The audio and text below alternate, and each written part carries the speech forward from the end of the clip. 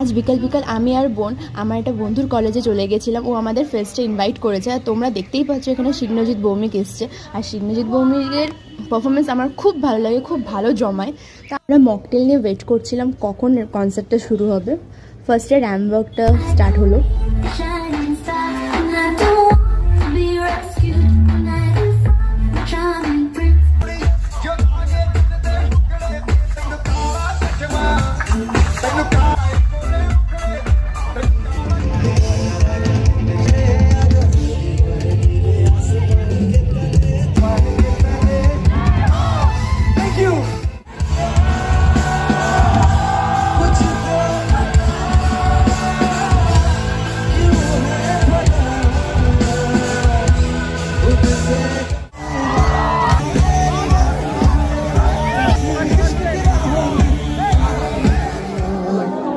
तेरी गलियों होगा